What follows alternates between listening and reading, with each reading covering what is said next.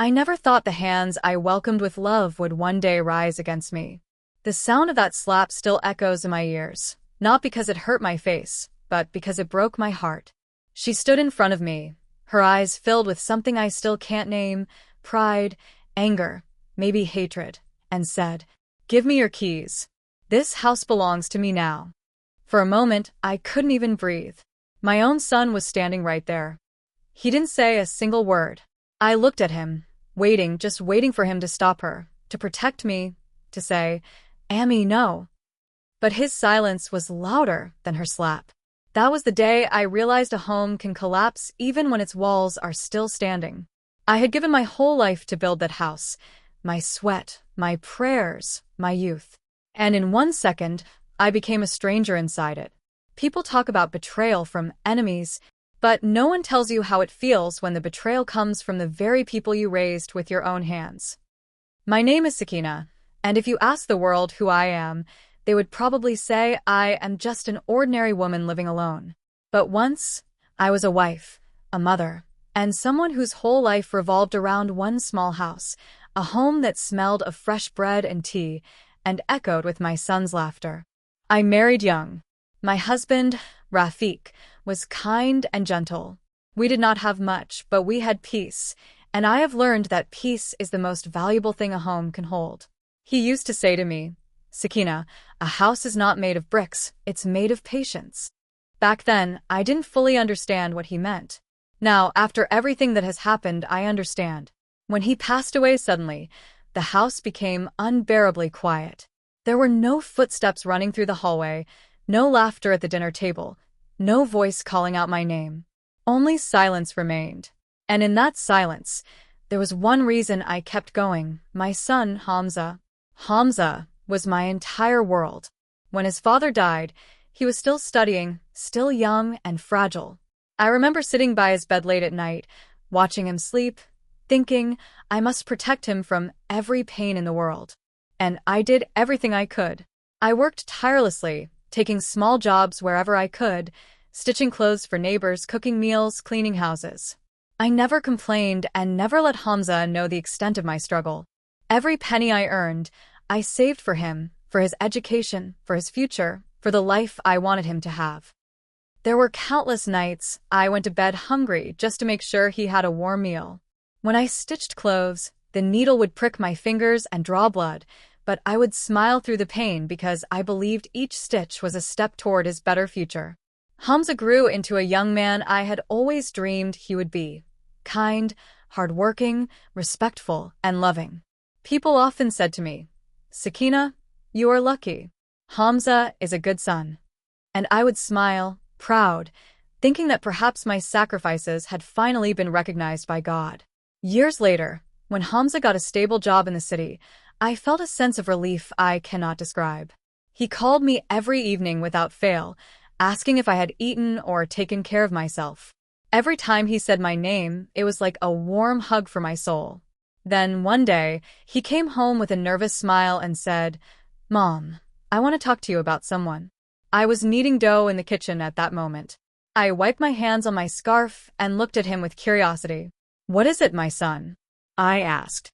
He hesitated and then said softly, "I want to marry someone. Her name is Aisha. She is polite, educated, and respects elders. You will love her, Mom." For a moment, I froze. My little boy, talking about marriage. Then a rush of happiness filled me, mixed with nervousness. I wanted to make sure she would love him, and me, the same way I would love her. A few weeks later, I met Aisha for the first time. She was beautiful, fair-skinned, and soft-spoken. Her eyes were gentle, and her smile seemed honest. She greeted me with warmth, saying, "Hello, Mom." I felt my heart lift instantly. I thought to myself, this girl will bring light into my home. The wedding was small but full of joy. Aisha blended into our home seamlessly. She would help me in the kitchen, laugh at little jokes, and call me Mom so naturally that it felt like she had been here forever. When relatives came over, she served them with such grace that everyone said, "Sakina, you've chosen well." I smiled quietly, thankful, feeling that perhaps my prayers had finally been answered. In the evenings, We would sit together in the courtyard. I would make tea, and she would tell me about her work, her friends, and her dreams. Sometimes, she would lean her head on my shoulder, and I would feel an inexplicable warmth. I thought I had been blessed with a daughter I never had. I remember one night vividly. It was raining heavily, and the lights went out. Hamza, Aisha, and I sat together by candlelight. We laughed at old stories, sipped tea, and for a moment, it felt like life had finally given me everything I had ever wanted. That night, I whispered silently, "Thank you, God, for this peace." Everything felt perfect, like a dream I never wanted to wake from. I thought my husband must be watching from above, smiling at the happiness we had created in his absence. My son was happy, my daughter-in-law seemed kind, and I finally felt that my hard years had been worth it. But peace is fragile. Dreams are beautiful until reality begins to whisper truths we are not ready to hear. Slowly, things began to change. At first, I didn't notice. Aisha started coming home late and leaving early. When I offered her tea, she would decline, saying she was tired. I thought perhaps she was adjusting to married life, so I ignored it. Then the distance grew. She stopped joining me for meals. When relatives came over, she would retreat to her room instead of sitting with us. The laughter that once filled our home disappeared, replaced by cold silence. I tried harder. I cooked her favorite meals, organized her clothes, and even gifted her the jewelry I had saved for years. I hoped she would feel loved, and that our bond would grow stronger. But nothing worked. Her mom became distant. Her smiles disappeared. She seemed like a guest who tolerated my presence rather than a part of the family I had welcomed with all my heart. Still, I did not give up. Mothers forgive. Mothers hope. Mothers wait.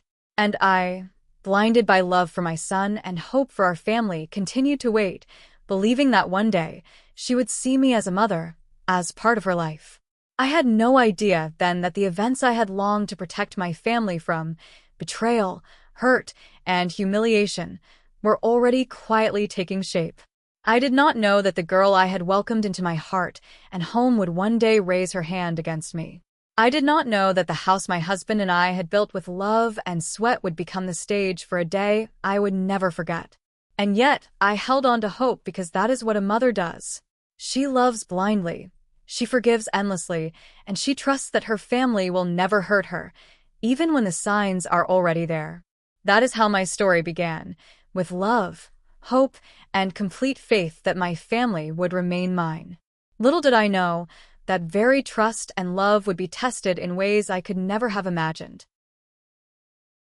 At first, the changes were small, almost unnoticeable.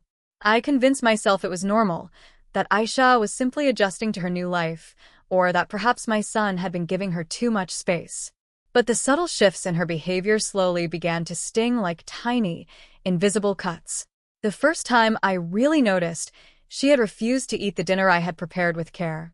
"I'm full," she said, brushing past the plate. Her words weren't sharp, but her tone carried a coldness that I had never heard before. I tried to smile, to make a light joke, thinking she must be tired from work. But inside, a strange emptiness gnawed at me. Then came the small commands and corrections. She would rearrange the living room according to her taste, leaving my furniture and decorations in odd corners. I would suggest moving the sofa back where it had always been, but she would say, "No, this looks better." I didn't want to argue. I told myself it was harmless. Perhaps she needed to make the house her own. But slowly, her actions began to hurt in ways that words could not explain. She started speaking over me at family gatherings, cutting me off mid-sentence. I would look around, hoping someone would defend me, but no one noticed, no one except Hamza. And even he said quietly, "Mom, don't worry about it. Don't take it to heart." The laughter that once brought life into my home faded. I would sit in the kitchen, stirring the same chai I had made for years, and hear Aisha chatting with friends in her room, giggling at jokes I didn't understand. Her voice, once soft and polite around me, became distant, almost mocking. Small moments that would once have brought me joy began to carry shame. Once, I had shown her photo of Hamza as a child, playing in the courtyard. She looked at it, shrugged, and said, "Children grow up fast, don't they?" I smiled politely, but inside, I felt a hollow ache. It wasn't just indifference, it was the subtle message that I was no longer the center of this home. I tried to ignore it. I told myself it was only a phase, that young women often needed their independence. I cooked her favorite meals, bought small gifts, and even left her notes telling her how welcome she was. But she hardly acknowledged these gestures. She would accept the food, the gifts, the attention, but without a single word of gratitude. Then came the cold, dismissive glances. They started slowly, lingering just a fraction of a second too long. When I walked into the room, she would turn away slightly, her smile fleeting, her eyes scanning the ceiling or her phone instead of me. I remember once standing in the doorway for what felt like an eternity, hoping she would say something warm, something kind, anything, but she only said, "I'm busy." Even Hamza seemed to retreat from me in those moments. He would sit quietly, avoid my gaze, and let her small acts of disrespect go unchallenged. I felt invisible in my own home, a stranger walking among memories I had built. The quiet pain grew heavier when neighbors began to notice the tension. They would comment lightly on her behavior, trying not to offend me. "She seems busy, doesn't she?" Or perhaps she just needs time to adjust. Their words, though meant kindly, only reminded me of how alone I had become in my own family. I remember one afternoon vividly. I had prepared a special lunch, biryani, Hamza's favorite, and had set the table carefully. Aisha walked in, glanced at the food, and said, "Oh, I'm trying to eat lighter these days." I forced a smile, telling myself it was okay. But when Hamza didn't protest or even offer me a reassuring look, I felt a sharp pang of hurt. It was not about the food. It was about being ignored, dismissed, made to feel small in my own house. Even small traditions we once enjoyed together began to vanish. I had always looked forward to Sunday mornings, when the three of us would sit in the courtyard, drink tea, and talk about our week. Slowly, she stopped joining. She said she had errands, or work, or wanted to rest. Hamza began to leave earlier for work as well. The house became quieter, emptier, colder. The worst part was the realization that this change wasn't temporary. The warmth I had felt when she first arrived, the hope that we would become a family, was fading. I began to notice her subtle manipulations, a raised eyebrow when I suggested something, a sigh when I entered the room, the way she would smile only when Hamza was watching. I tried to speak to Hamza about it, but he always hushed me gently, saying, "Mom, don't take it personally. She doesn't mean it." And every time he said that, a piece of me broke quietly. I wanted to tell him that it wasn't just her words or actions. It was the feeling of being erased, dismissed, and made invisible in the home I had nurtured for him all my life. I began to withdraw slightly, sitting quietly in my room, speaking less, avoiding confrontation. I told myself that love for my son required patience, that perhaps if I waited, if I stayed silent, things would return to the way they once were. But silence has a cost. And every small act of neglect, every subtle humiliation, piled on top of the last. Each time she ignored me, laughed at my stories, or dismissed my gestures, the weight grew heavier. My heart ached quietly, as if screaming inside a cage no one could see. And that was the slow, painful beginning, the quiet erosion of my place in the family. I had no idea then that these small, seemingly harmless acts were preparing me for a moment that would break my world completely. The moment when love, trust, and patience would collide with betrayal, and the house I had built with my own hands would no longer feel like home. The quiet pain slowly grew louder until it could no longer be ignored. What had once been subtle signs, a dismissive glance, a skipped meal, a cold remark, began to turn into small but undeniable acts of humiliation. It wasn't violent or dramatic, but it was deliberate enough to make me feel small in my own home. One afternoon, I was sharing a story about Hamza as a child, a story that always brought laughter when told at family gatherings. I began describing how he had once climbed the mango tree and refused to come down. Aisha laughed loudly, but It wasn't a kind laugh. It was sharp, mocking, almost as if she were ridiculing me for being sentimental. Everyone at the table smiled awkwardly, but Hamza looked away, silent. He didn't defend me. He didn't even meet my eyes. Another time, a neighbor complimented me on a sweater I had knitted. I smiled, proud, and said quietly, "I made it myself." Aisha scoffed, "Oh, you must have so much free time." The comment stung like a cold wind. I forced a smile, but inside, I felt invisible. I realized then that she didn't just disregard me, she wanted to make sure everyone else did too. Even Hamza began to change in small ways. He stopped standing up for me, stopped joining in when I tried to share a memory or make a suggestion. Sometimes, I would see him glance at me with a pained expression, but he never spoke. His silence felt heavier than any insult Aisha could throw. I wondered if he had begun to see me as an obstacle, a mother in the way of his wife's desires. The most painful moments were quiet, almost unnoticeable to anyone else. Aisha would turn her back when I entered the room, walk past me as if I were invisible, or subtly dismiss my ideas about household arrangements. The home I had built with my husband, the home I had nurtured for decades, was slowly being claimed by someone who treated me like a stranger. I tried to speak to Hamza, to explain how hurt I felt, but he would only say softly, "Mom, don't take it personally. Don't make a scene." And every time he said that, I felt my place in the family eroding. It was as if my years of care, sacrifice, and love meant nothing, simply because I wasn't her. And so, day by day, the tension rose. I began to walk more quietly, speak less, and sit in the corners of my own home. Every glance, every word, every small act of dismissal weighed on me, until I felt like a guest in a house I had built with my own hands. The laughter, warmth, and comfort I once felt vanished, replaced by fear of saying the wrong thing, or worse, being ignored entirely. I began to wonder, would my son always remain silent? Was this my life now? To watch the home I had loved and nurtured slowly slip away, one cold remark, one dismissive gesture at a time? And yet, I clung to hope, because a mother always hopes, even when her heart aches. I told myself to be patient, to wait, to endure, not realizing that the storm I had feared for months was already gathering strength, ready to strike in a way that would change everything.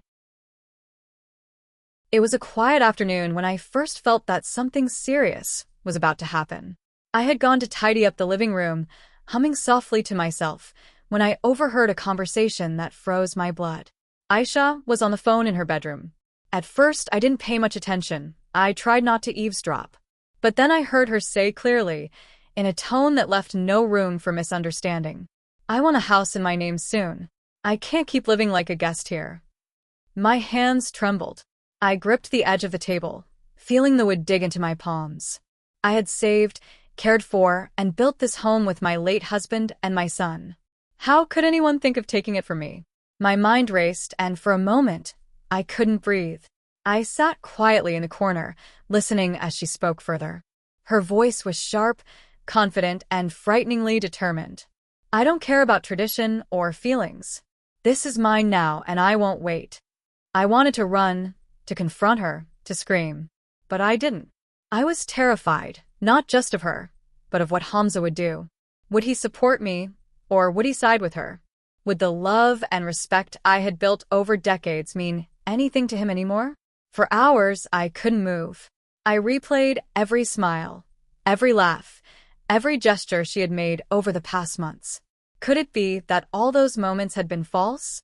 That her warmth was only a mask for what she really intended? That night, I tried speaking to Hamza gently.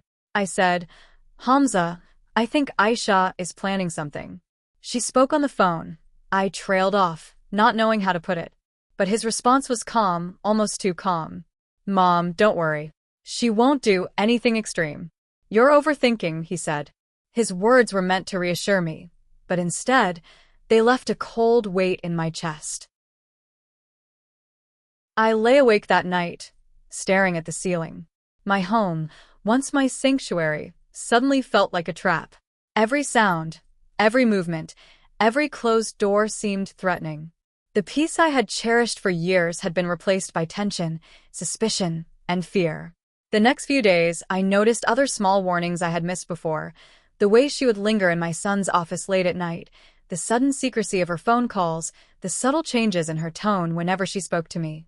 Each act was small, almost unnoticeable, but together they painted a picture I could no longer ignore. I began to realize that this was not a phase, not a misunderstanding. Something had shifted irreversibly. The quiet signs of disrespect were now warnings. The calm before a storm, I had no idea how to survive. And deep down, I knew that I could no longer wait silently. Something had to give. The day started like any other, but deep down, I had a strange feeling I couldn't shake. Something in the air felt heavy, as if the house itself was holding its breath. I tried to go about my chores, sweeping, washing dishes, making breakfast, but every sound seemed sharper, every movement suspicious. Hamza came home late that evening, his face pale and tense. I noticed the stiffness in his shoulders, the way he avoided looking at me directly. Aisha followed him, carrying some documents in her hands, her expression unreadable. I didn't know then that those documents would become a symbol of my heartbreak, a symbol of how quickly a home can turn into a battlefield. Dinner was quiet. I tried to start a casual conversation, asking about their day, hoping to break the tension, but Aisha ignored me completely. Hamza mumbled something in response to my questions, avoiding my gaze. My heart ached. The warmth that once existed in this house was gone, replaced by cold, deliberate distance. After clearing the dishes, Aisha turned to me. Her voice, sharp and commanding, made the blood in my veins freeze. "We've decided this house will be in our name now," she said. I blinked, thinking I had misheard. "Our name?" I asked, my voice trembling. "This house belongs to my husband and me. Hamza grew up here. How can it suddenly be yours?" Aisha's lips curled into a small, confident smile. "It's time you hand over the keys. You've lived here enough." I laughed nervously at first, hoping she was joking, but the coldness in her eyes told me otherwise. The same house where I had cooked, prayed, and cared for her as a daughter now felt foreign. It was no longer a sanctuary.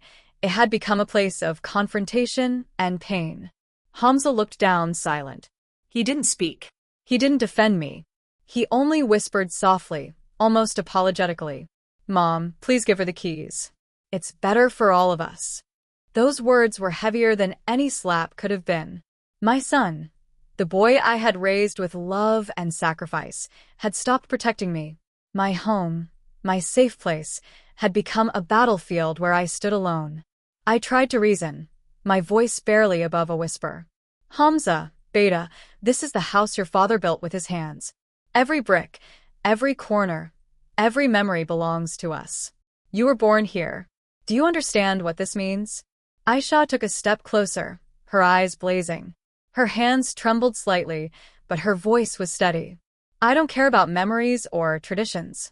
I am your wife, and this house belongs to me now. Give me the keys." I felt my chest tighten, my hands shake. I realized then that words would no longer work. The respect I had hoped for, the love I had shown, the patience I had extended, none of it mattered. And then, before I could react further, she raised her hand. The slap landed squarely on my cheek. The sound echoed through the room like a gunshot. My heart stopped for a moment. Shock, disbelief, and pain collided in a way I had never imagined. Tears welled up in my eyes, but I did not scream. I could barely breathe. My son, my only son, stood there, silent, unmoving, his face pale. He didn't intervene, didn't say a word. The very people I had trusted with my heart had turned against me. She glared at me, demanding, "Give me the keys. I am not asking anymore." I slowly reached into my scarf, feeling the weight of the keys in my hand. They were small, metal, ordinary, yet they carried decades of memories, love, and sacrifice. I placed them on the table with a trembling hand. "Here," I said quietly. "Take them." "But remember, no one takes a home by stealing its keys." A home is only yours if you preserve its peace. Hamza still said nothing. He didn't defend me, didn't comfort me. He simply looked down, as if trying not to see the chaos in front of him. I walked to my room, my heart aching, my body trembling. I packed a small bag, just a few clothes, some essentials, and a photograph of my late husband. The house that had once been filled with warmth and laughter now felt like a cage. Every wall, every corner reminded me that I had been replaced, dismissed, erased from the life I had built. That night, as I sat quietly, clutching the photograph, I realized something. My home could be taken from me, my possessions could be demanded, even my son could remain silent, but my dignity, my love, and my memories were mine forever. No one could touch those. And though the storm had arrived, I knew one thing: I would survive. I would rise, rebuild, and find peace, even if it meant starting over far away from the house I had once called my sanctuary. It started as an ordinary evening, with the sun dipping low behind the windows and casting long shadows across the rooms I had once called my sanctuary. I was sweeping the floor, humming softly to myself, trying to ignore the tension that had been building for weeks. Every glance, every word, every slight of Aisha's had become a knife I had learned to endure silently. But that night, something in the air felt different, heavier, darker. Hamza returned from work earlier than usual, but his face was pale and tight with restraint. He didn't smile, didn't greet me warmly, as he usually did. I noticed the slight tremor in his hand as he closed the front door. And then Aisha walked in, holding a folder, her posture rigid, her eyes fixed on me with a determination I had never seen before. I smiled at her cautiously, hoping that somehow this tension would pass. "Dinner is ready," I said softly, trying to sound cheerful, trying to remind myself that perhaps, just perhaps, things could still be normal. Her eyes didn't soften. Her lips pressed together tightly, and she said coldly, "We need to talk about the house." Something in my chest clenched. I felt a cold wave sweep over me, and suddenly, the kitchen, the living room, the entire house felt alien. "What about the house?" I asked, trying to keep my voice steady. She stepped closer, and that's when the air seemed to shift. Her tone was sharp, commanding, full of authority and arrogance. "Give me the keys. This house belongs to me now." I blinked in disbelief, my hands freezing mid-motion with the broom. I thought I had misheard. "Excuse me?" I asked, my voice trembling slightly. She didn't hesitate. Her eyes locked on mine, cold and unwavering. "I am not asking anymore. Hand over the keys. You've lived here enough." I took a step back. My heart was pounding so fast I could hear it in my ears. How could she say such words? This house had been my husband's, my son's, my life. Every corner, every brick, every piece of furniture held decades of memories, laughter, tears, prayers, sacrifices. And now she wanted to take it, as if all that history meant nothing. Hamza stood nearby, his hands in his pockets, avoiding my gaze. He didn't intervene, didn't say a word. For the first time, I realized that I was completely alone in my own home. Not because I was a stranger to this house, but because my son, my own child, had chosen silence over protection. I tried to reason with her, my voice barely above a whisper. "Hamza grew up here. This is the house your father built with his hands and prayers. How can anyone demand it like this?" Her eyes narrowed, her patience seemingly gone. And then she did it. She raised her hand, and before I could react, it came down with a sharp force against my cheek. The slap echoed through the room, louder than any shouting could have been. The shock was immediate. My body jerked backward. Pain, humiliation, disbelief, they all collided at once. I could feel the sting, of course, but that was nothing compared to the ache in my heart. This wasn't just a slap. It was a declaration, a message, a breaking of everything I had believed about family, love, and trust. For a moment, I couldn't breathe. My hand went to my cheek, expecting to find some physical damage, but the ray all wound was invisible. It was in the space between us, in the cold silence of my son, in the betrayal that hung heavy in the air. Give me the keys, she repeated, her voice harder this time, almost urgent. I stared at her, tears welling up in my eyes. I could barely speak. I wanted to shout, to cry, to collapse on the floor, but I couldn't. My body refused to betray the dignity I had spent a lifetime building. Hamza finally spoke, but his words cut deeper than the slap. Mom, please. Just give her the keys. It's better this way. Better? Better for whom? I thought. Better for her, who had crossed every line of respect. Better for him, who had abandoned me in my own home. My hands shook, my knees felt weak, but I forced myself to stand tall. I realized something crucial in that moment. They could take my home, they could humiliate me, they could even try to erase my presence, but they could not take my memories, my sacrifices, my life's work, or my dignity. I reached slowly into my scarf pocket and pulled out the small keys I had carried everywhere for years. Each key was heavy with history. Doors opened, laughter shared, prayers whispered. I placed them on the table with trembling hands. Take them, I said softly, my voice breaking. But remember this, a home is not just keys and walls. A home is built with love and respect. That cannot be taken with violence. Aisha's face twisted with frustration, but she didn't strike again. Hamza still remained silent, avoiding my gaze. I turned and walked to my room, my chest aching, my heart shattered. For a long time, I sat quietly, hugging the photograph of my late husband. I could still feel the sting of the slap, but the pain in my chest, the pain of betrayal, the absence of my son's protection, was far greater. I realized that my life had changed in an instant. The home that had once been a sanctuary was now a battlefield. The people I had trusted most were now the very sources of my hurt. And yet, even as tears streamed down my face, I felt a strange clarity. I knew I would survive this. I knew that while they could take my keys, they could not take my memories, my values, my dignity. That was something they would never understand, something no one could ever steal. The slap had broken the peace of the house. It had shattered the illusion of family harmony. But it could not break me.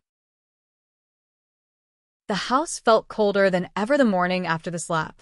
I walked through the room slowly, my hands brushing over the furniture, the walls, the curtains, everything that once held warmth and memories. It all felt foreign now. Each corner whispered reminders of what I had lost, respect, love, and the place I thought was mine forever. I packed a small bag that morning, taking only what I could carry.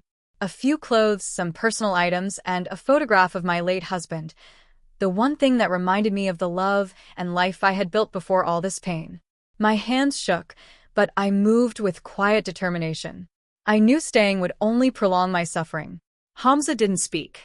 He avoided my eyes as I left, and I realized that the son I had raised, protected, and sacrificed had chosen silence over defending me. Aisha didn't even glance at me. She was already planning her next move, fully confident that she had won. I stepped out into the sunlight, feeling the weight of everything lift slightly with each step. It was heartbreaking to leave the house I had nurtured for decades, but I also felt a strange sense of freedom. For the first time in weeks, I breathed deeply, realizing that my life, my dignity, could not be destroyed by someone else's cruelty. In the following days, I stayed with an old friend who welcomed me without questions, offering comfort and understanding. Slowly, I began to rebuild myself. I cried when I needed to, I spoke when I felt unheard, and I let myself remember the years of love, sacrifice, and strength that no one could ever take away. It hurt deeply to let go of my home, but I understood that some battles are not meant to be fought in the walls of a house. They are fought within the heart, and I had survived the hardest part. And as I sat quietly one evening, sipping tea and staring out the window at the setting sun, I made a silent promise to myself. I would not let this betrayal define me. I would live, I would heal, and I would rise again. The storm had passed, but I would endure, stronger than before. It took weeks, no, months, before I could truly process everything that had happened. The slap, the betrayal, the silence of my own son. the loss of the home I had built with my late husband. All of it replayed in my mind, like a storm I could not escape. And yet, slowly, the storm began to fade. I realized that life has a strange way of teaching lessons we are not ready to hear. I had spent years nurturing others, protecting them, sacrificing my own comfort, and yet I had assumed that love alone could prevent pain. That assumption had been my greatest lesson. Love is powerful, yes, but it cannot control the choices of others. It cannot demand respect where it is not freely given. Through this pain, I learned the value of my own strength. I survived humiliation, heartbreak, and betrayal, and I discovered that the most important home I have is not made of walls or bricks. It is within me. My dignity, my memories, my courage. These are the foundations that no one can take away. I also learned to set boundaries. Patience and forgiveness are virtues, but they are not limitless. Standing up for myself, leaving a situation that threatened my peace, and refusing to allow cruelty to define me, that was the hardest but most necessary act of love I could give to myself. Healing has been quiet, gentle, and gradual. I spend time remembering the good years, the laughter with Hamza, the love of my late husband, the simple joys that made our home warm and alive. And I smile because those memories belong to me forever. Now I move forward with a quiet determination. I may have lost the house, but I have not lost myself. I may have been betrayed, but I have not been broken. I have learned that life does not always go according to plan, and people do not always honor the bonds we cherish.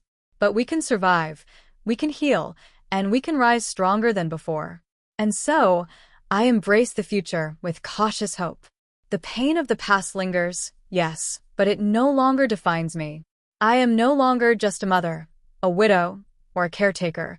I am a survivor, a woman who knows her worth, and a heart that continues to beat with courage and love, despite everything.